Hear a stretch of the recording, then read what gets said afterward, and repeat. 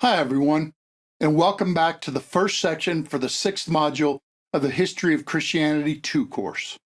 In the previous module, we looked at the beginning of the English Reformation and then a theological controversy in the Netherlands. And now, in this section and the next, we'll look at how the church in England continued changing and reforming as a result of these earlier influences. This section looks at the continuing struggle for reformation in the English church and the various factions working to implement their preferred direction. And we'll talk about the English Civil War that resulted from these struggles and some of the long and short-term results for the English church. And then in the next section, we'll look more in depth at one of the groups within the English church at that time. As usual, we'll start with the timeline to see when these events happened in relation to the other things we've already covered. James I reigned from 1603 to 1625, and the Authorized Version of the Bible was published in 1611. Charles I was king from 1625 to 1649. The English Civil War happened from 1642 through 1651, and Charles was executed in 1649. The Westminster Assembly met off and on from 1643 through 1652. The Protectorate lasted from 1653 to 1658. Then Charles II reigned from 1660 through 1685. The Great Ejection happened in 1662, and the Declaration of Indulgence was in 1688. Those are the dates when these things happened. Now let's look at the specifics about all these things. And we'll start with a short review of the English Reformation up to that point. King Henry VIII broke away from Roman Catholic authority over the English Church. And the church went back and forth between moving more in a reformed direction or going back toward Roman Catholicism, depending on who was ruling at the time. And finally, during the reign of Elizabeth, the Elizabethan settlement left it partway between the old medieval church and the church of the Protestant reformers. It had moved to Protestant theology, but retained significant Roman Catholic tradition in its organization and liturgy, its rituals and practices in the church services. And as you may remember from the earlier section, this resulted in tensions between those who wanted to reverse the changes and those who wanted to continue the Reformation along the lines of what had happened on the continent. Many had experienced the Protestant revival, and they wanted the same thing to happen in England. And so they were pressing for continued change in that direction. Therefore, at that time, it worked out that there were a number of religious groups and approaches that were struggling for influence and control of the church life in England. There were those who wanted to go back to Roman Catholicism, including all the characteristics of the medieval church, which also meant being under the authority of the Pope in Rome. Next, there were those typically called High Church Anglicans. This is mostly what we today would call civil religion. That is, going through the outward motions of Christianity because of custom and tradition, but not necessarily also having the underlying reality of God. They wanted the formality and respectability of church without any zeal or commitment for Christ himself. They wanted the tradition, but often used it for selfish reasons. And next, there were Reformed Anglicans, that is, those who were comfortable in the Anglican church structure and government and even ritual, but who had a genuine Christian life and wanted to live in the Reformation truth and life. There were also Presbyterians. They wanted to model the church after the Scottish model of church government and life, which was modeled after Geneva. They were very much Reformed and wanted to continue the Reformation in England. And finally, there were the Independent Congregationalists. They were typically Reformed in theology, but they also wanted each church to govern itself, almost always in the Reformed manner, but without the civil government's intervention, without any formal connection to the government and independent of its influence. Now, these last three groups are, for the most part, the same in terms of their theology and approach to church life. They just differed on church government and organization. Some of this difference reflects the influence of Anabaptist ideas, and the churches we now call Baptist churches grew out of the independent Congregationalists. So in one sense, we can group these last three together in the commonality of what they believed and strived for in seeking continued revival and reform, even though they differed on the structure of the church they desired. Those members of each of these last three groups who truly did care about these things are now typically called Puritans. They were from different groups, but held a common cause for continuing the Reformation in England. And a result of the Elizabethan settlement was many years of wrangling between High Church Anglicans and Reformed Puritans over which direction the church would go. So let's simplify these five groups into two general approaches.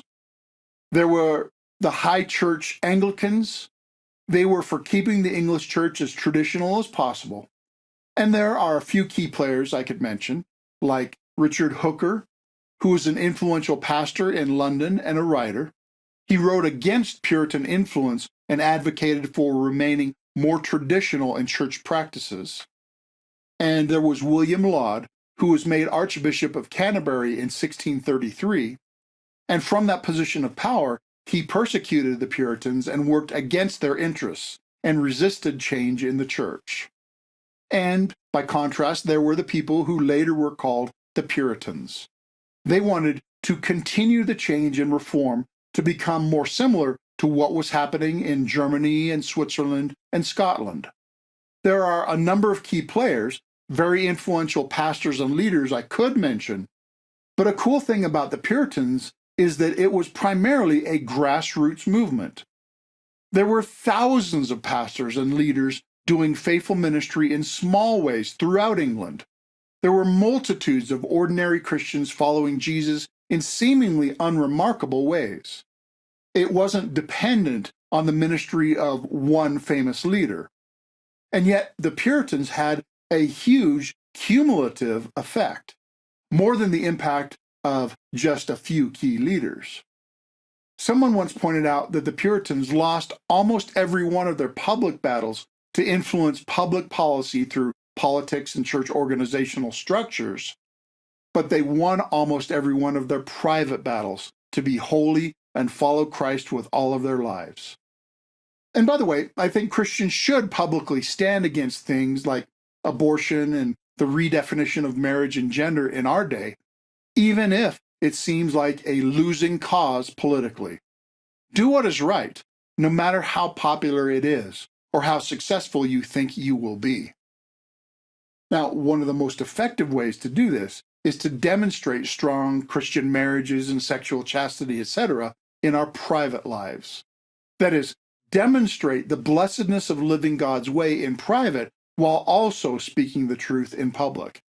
Don't just tell, but also show a better way. Now, let's look more closely at some characteristics of each of these two general categories of Christians and approaches to church in England at that time, to help define and contrast them and what they were aiming for. First, in terms of their worship style, the High Church focused on traditions and rituals. They favored the smells and bells approach to liturgical church services. They kept as close as they could to the Roman Catholic liturgy, and they delighted in the grandness of its artistic expression, beauty, and magnificence. They kept control of the grand English cathedrals with all their ornate stuff.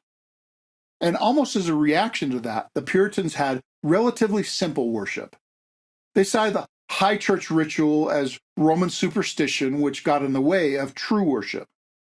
The name Puritan actually began as an insult against those who wanted to purify the worship from all unnecessary and distracting ritual. The Puritans wanted to follow the regulative principle. They wanted to go back to the Bible to define the proper format for gathered worship and to protect from distracting and perhaps idolatrous traditions. J.C. Ryle described this attitude and approach in this way. He said, "It lies at the very foundation of Protestant Christianity. It is the backbone of the Articles of the Church of England and of every sound church in Christendom. The true Christian was intended by Christ to prove all things by the Word of God. All churches, all ministers, all teaching, all preaching, all doctrines, all sermons, all writings, all opinions, all practices. These are his marching orders. Prove all by the word of God. Measure all by the measure of the Bible. Compare all with the standard of the Bible. Weigh all in the balances of the Bible. Examine all by the light of the Bible. Test all in the crucible of the Bible. That which can abide the fire of the Bible, receive, hold, believe, and obey.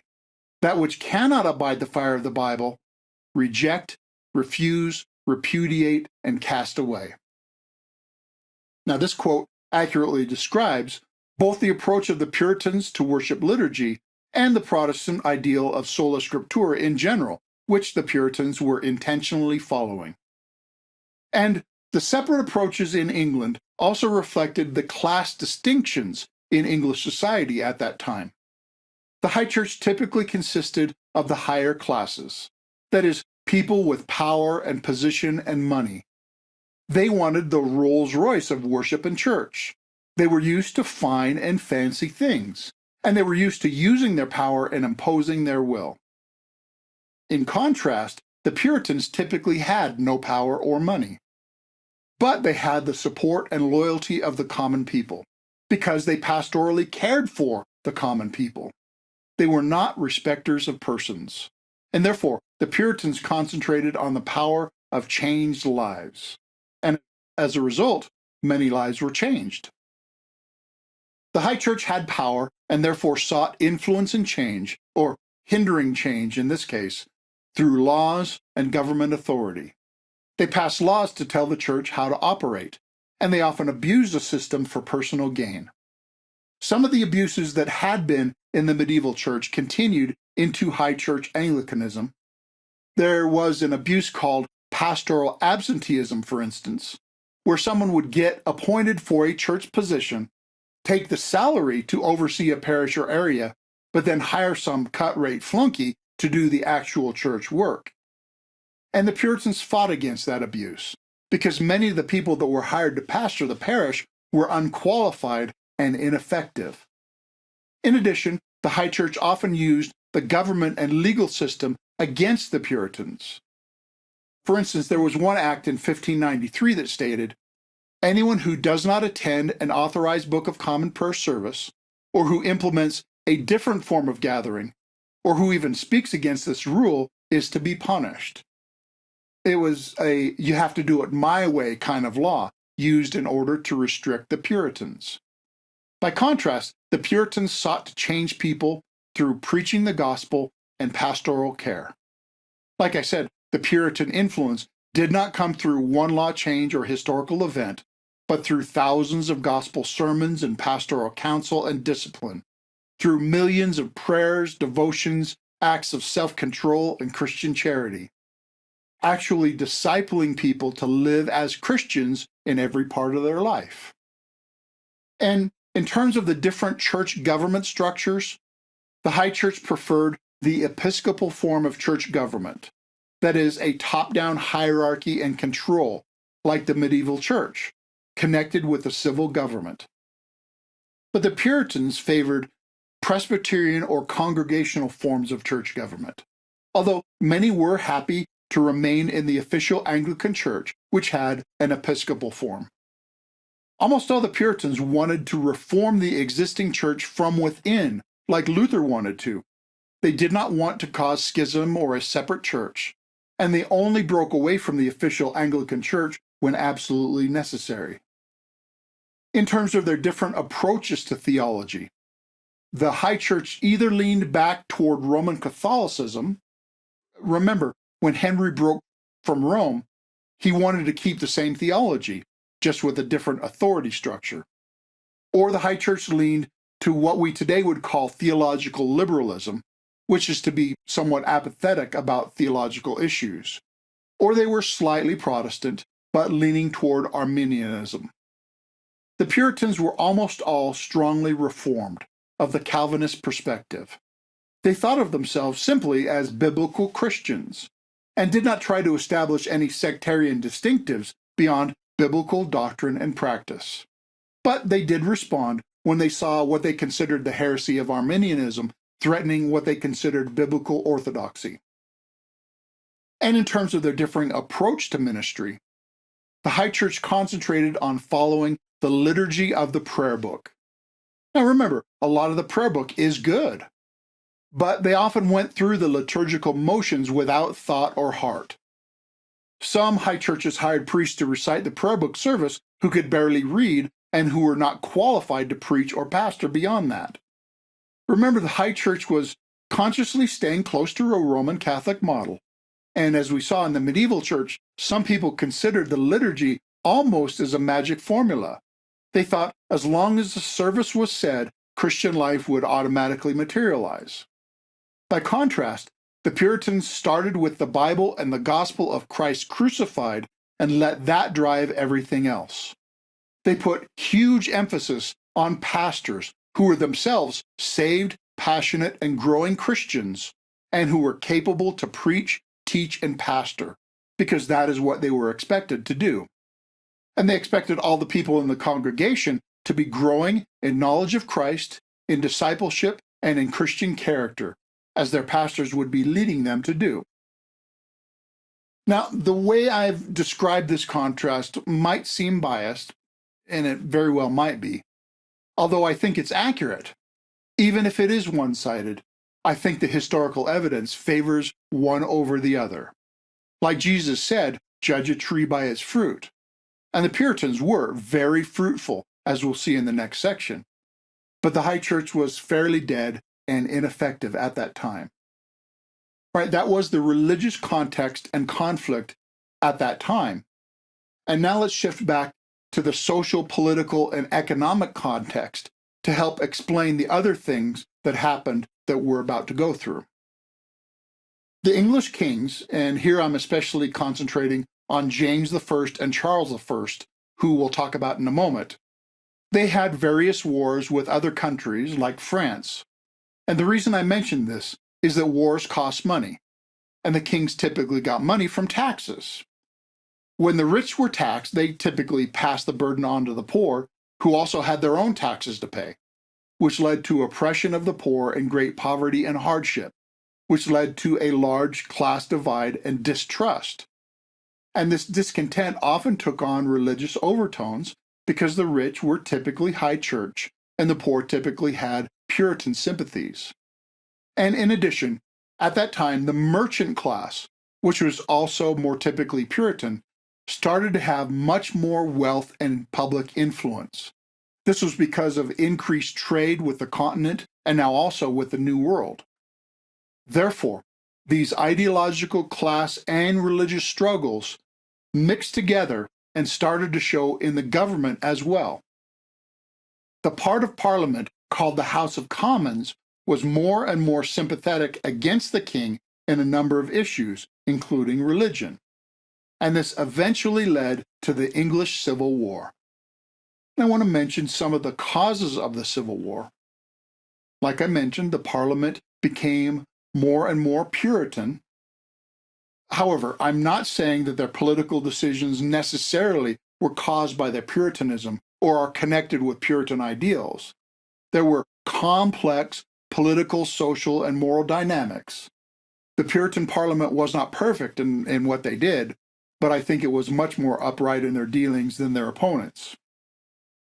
James I became the king as a successor to Queen Elizabeth, who had no children, and James was not a model Christian, not even close. And when he first became king, the Puritans appealed to him to change church policy. This was called the Millenary Petition of 1603. This was a request for a number of things, like correction of the prayer book to get rid of some unnecessary and harmful ritual, to shorten the service, and to correct abuses of powerful church people. And they asked that pastors would have the power to excommunicate people without the politicians having to be involved in the decision. And their most important request was, quote, concerning church ministers, that none hereafter be admitted into the ministry except able and sufficient men, and those to preach diligently, especially upon the Lord's day, and that such as be already entered in the ministry and cannot preach may be removed. Now, King James played nice and pretended to respect their requests, but then he basically ignored every one of them. James was arrogant and did not respect the Christians, especially disdaining the Puritans. However, he actually did give in to one request, even though that was more than he wanted to give. He allowed a new translation of the Bible to be made. This new translation was a compromise between the Great Bible of Henry, which had Roman Catholic leanings and was very traditional, and the Geneva Bible, which had very Reformed tendencies. This new Bible was based on Tyndale's work and was finished in 1611. It was called the Authorized Version, but today it's typically called the King James Version, named after the ungodly king who authorized its production. And this was the standard English translation for centuries. Then James was succeeded by his son, Charles I, who by most accounts was quite an arrogant jerk. He believed that kings are little gods on earth. And Charles married a Roman Catholic princess, leading people to worry that the next king would be staunchly Roman Catholic. And Charles regularly clashed with Parliament, and they actively resisted him.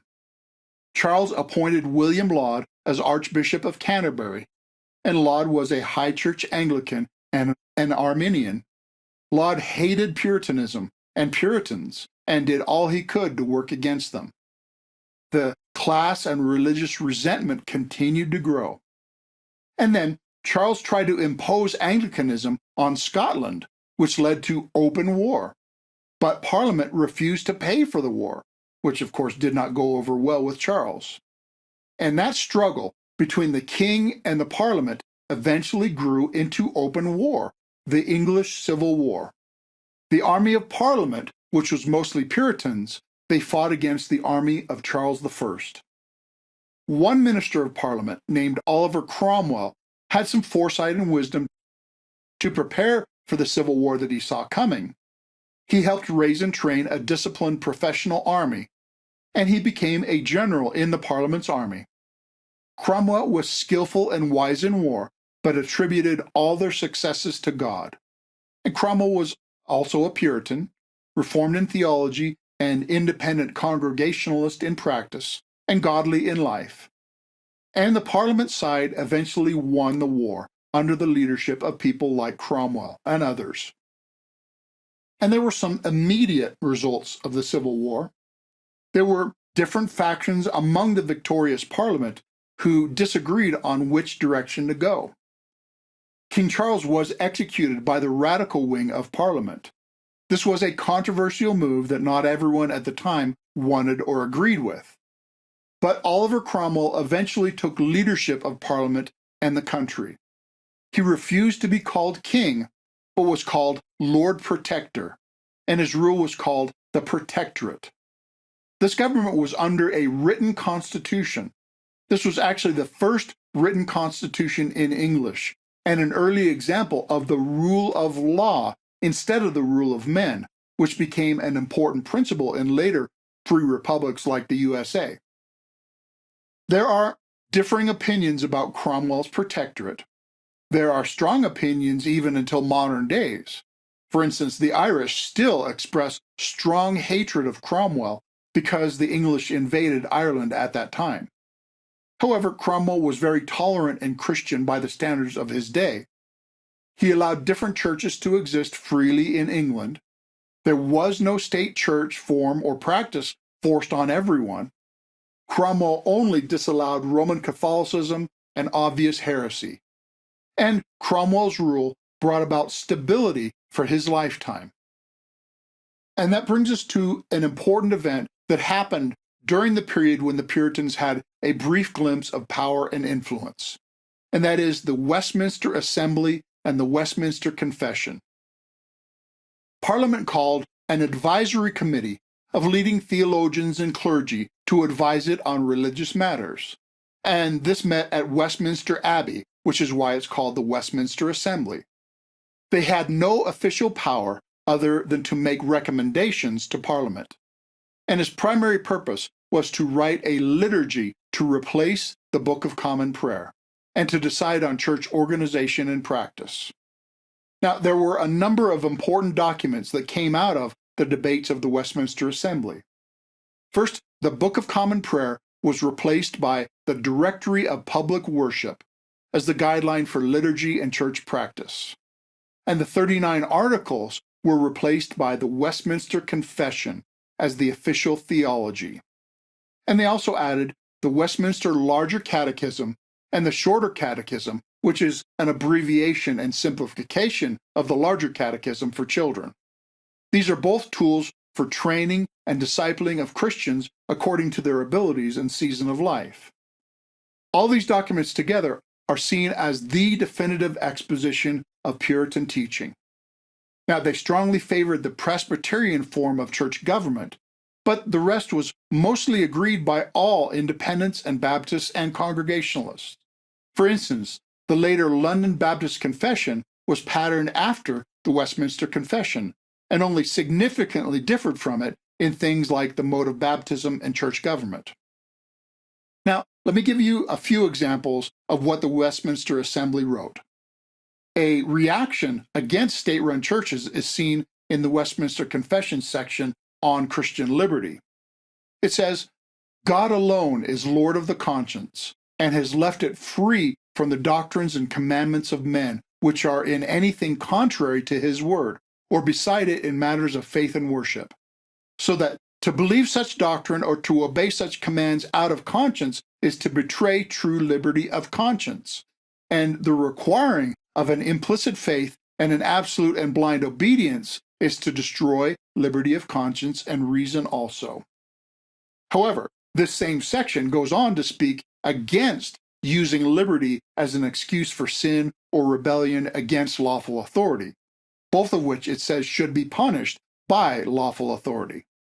In other words, they thought the government should be obeyed up to the point that it forced religious belief and practices contrary to or going beyond the Word of God. And like I mentioned, the Westminster Catechisms were a tool for teaching people the faith. Like many catechisms before them, they are organized around a series of questions and answers to be memorized. Let me give you just a few examples. Question 1 of the Shorter Catechism asks, "What is the chief end of man?" And the answer is, man's chief end is to glorify God and to enjoy Him forever. Question 7 of the Larger Catechism says, "What is God?" And the answer is, God is a spirit, in and of Himself, infinite in being, glory, blessedness, and perfection, all-sufficient, eternal, unchangeable, incomprehensible, everywhere present, almighty, knowing all things, most wise, most holy, most just, most merciful and gracious, long-suffering and abundant in goodness and truth. Question 14 of the Shorter says, "What is sin?" and answers, "Sin is any lack of conformity unto or transgression of the law of God." Question 70 of the Larger Catechism asks, "What is justification?" And the response says, "Justification is an act of God's free grace unto sinners, in which He pardons all their sins, accepts and accounts their persons righteous in His sight, not for anything wrought in them or done by them, but only for the perfect obedience and full satisfaction of Christ, by God imputed to them and received by faith alone." On their primary functional authority, Westminster wrote, "The supreme judge by which all controversies of religion are to be determined, and all decrees of councils, opinions of ancient writers, doctrines of men, and private spirits are to be examined, and in whose sentence we are to rest, can be no other but the Holy Spirit speaking in the Scripture." And there are, of course, many other things that the Westminster documents say, and they're still very much worth reading, and I recommend them. And many Presbyterian churches today still have the Westminster Confession as their official confession of faith. And then Oliver Cromwell died, which brought about another round of, what are we going to do now? Cromwell's son was given his father's job, but could not handle it well. Therefore, many people who were critical of the Protectorate, as well as those still feeling nervous and guilty because the nation had executed King Charles I, they started to suggest that they restore his son, Charles II, to the throne of England. Now, the younger Charles promised religious toleration if he were crowned, but he lied. Charles was secretly a Roman Catholic, and immediately after gaining power, Charles started to rule tyrannically and persecute those he thought were responsible for his father's death, that is, the Puritans. An updated Act of Uniformity went into effect in 1662, and this is often called the Great Ejection, because over 2,000 Puritan pastors were kicked out of ministry because they would not conform to Charles' demands. Now, the pastors were given the option to stay in ministry, but only if they agreed to a strict conformity to the current prayer book and prescribed rules from the government. And many Puritan pastors struggled with that decision, partly because they did not know the precise rules until right before the deadline for deciding, and partly because they had families to feed and they would be marked as ineligible for most kinds of work if they rejected the bargain. But most Puritan pastors, as we know from their writings agonizing over this decision, they were fearful for their church people. They did not want to leave them without a faithful gospel ministry. They were anxious for and cared about the souls of the people they would be abandoning. However, the harsh conditions and demands of conformity proved to be more than they could accept. They were convinced that to go along to get along would be to compromise the gospel and to go against conscience. So they, for the most part, left their livings in official churches and illegally preached in private homes or in open air or in underground churches. They either worked for their living on the side or depended on parishioners to voluntarily support them. The Great Ejection made it much more difficult for the Puritans, but it did not slow them down a bit. They continued with the same purpose and zeal in whatever way they could. Many of them went to jail for preaching the gospel. And next was the 5 Mile Act of 1665. It was another law aimed at those who still would not submit to all the dictates of the English government in all things pertaining to religion. This law was against the nonconformists, as Puritans were also called, because they would not conform with the Act of Uniformity. This law said the nonconformists cannot come within 5 miles of a major city, except in traveling through it, and they can never come within 5 miles of any place where they had previously done ministry, and any who preach in unlawful assemblies will be punished. Again, this made it more difficult, and Puritans went to jail for preaching, but it did not stop them from preaching, discipling, and writing. Now, I'm going to trust you to decide for yourself about the implications of what I'm about to tell you. But to me, it seems like it's more than just a coincidence that the Great Ejection took place in 1662 and the 5 Mile Act was 1665.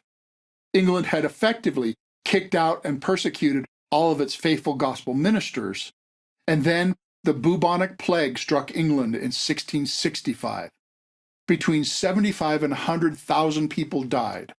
And then the Great Fire of London, which destroyed almost the entire city, happened in 1666. Now, I can't say for sure, but these might be signs of God's judgment against those who had rejected and persecuted his faithful gospel ministry. And then, eventually, a few decades later, after all this simmered down, was what was called the Declaration of Indulgence of 1688. This basically withdrew the restrictions on Puritans and allowed the nonconformist ministers back to the pulpit and relaxed the persecution. And then finally, with the rule of William and Mary, England once again became securely Protestant and put it into law that all rulers from that point forward would be Protestant and the national church would remain Protestant. The nation finally formally agreed with the Puritans in finishing the Reformation. But the entire nation did not live this out as zealously as the Puritans had wanted and worked toward. And we'll see even more of the subsequent history of the Church of England in subsequent modules. But now we'll ask, what is the significance of all of this that we've seen so far? For the most part, though there were exceptions, the true faithful church in this period was the Puritans. There was a distinction between the official state church hierarchy under the rule of the crown and the genuine Church of Christ under the faithful gospel ministry. The formal legal church organization supported by the government and the real, genuine church that was pleasing to God. They were not the exact same thing in this period. And they sometimes worked against each other.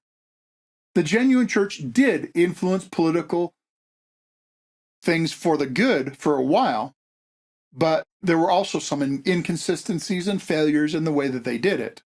And the genuine church still did great good, even when it was without political influence. And the genuine church still did great good, even when it was persecuted by those who had political influence. The most important influence of the church at the time was its faithful ministry and Christian life. But that does not mean that their wider social influence or lack thereof was unimportant. The Puritans wholeheartedly served Christ when things were going their way, and they faithfully served Christ when things were going against them. They had their ups and downs, they had their successes and their setbacks, but they always were passionate about living for Christ and reforming his church to be as biblical and faithful and fruitful as they could. Now, there's a lot more to be said about the faithful ministry of the Puritans and the Christian life and social impact that they worked toward, and that is why we'll spend the entire next section looking at the Puritans in more detail. But for now, let's review. There were a few various groups in England with different approaches to church as a result of the Elizabethan settlement. The High Church typically resisted change, and the Puritans wanted to finish the reforms to bring the church back to the biblical ideal. Social, political, and religious divisions eventually led to civil war, with the king being executed and the Puritans exercising political influence for a while. A high point of this was the Westminster Assembly and its resulting documents. But the monarchy was restored and the Puritans were persecuted. The Great Ejection kicked Puritan influence out of the official churches, but Puritan influence continued through their faithful, sometimes illegal ministry. And that brings us to some discussion and application questions. First, of all the groups and approaches coming out of the Elizabethan settlement, which do you most agree with and why? What goals and responses to that situation do you think were most important to pursue? What would you have done if you were living at that time, and why?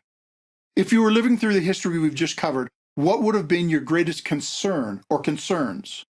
What would have been your greatest desires or goals for the larger society? How would you have tried to work toward those goals? How is that situation similar or different from your current life situation? What principles and insights can you learn from the continuing English Reformation and English Civil War that will help you to navigate your own time and context? And how do you expect to put these insights into practice? Second, based on what you've learned about the history of that period, and compared to all the other history you've learned, and judged by the standards of scriptural teaching, describe what was good in that historical era. What did the church get right and do right? What was pleasing to God and fruitful for his glory and his blessing on the English society? Describe what was good and why you think it was good. Describe the things that the people of that time did that resulted in that good result. What can you learn from their example? And describe the ways you can follow their example in your own life and ministry. And of course, we should think about the opposite question as well. Describe what was bad and what could have been done better. How did the church fail in that time period? What did they do wrong or inadequately? What was displeasing to God and brought harm to society? Describe what was bad and why you think it was bad. What can we learn from their mistakes or inadequacies? And how can you avoid making the same kinds of mistakes in your situation? And finally is the general question. What else did you learn that you think is important and noteworthy? And how do you intend to put this insight into practice in your own life and situation?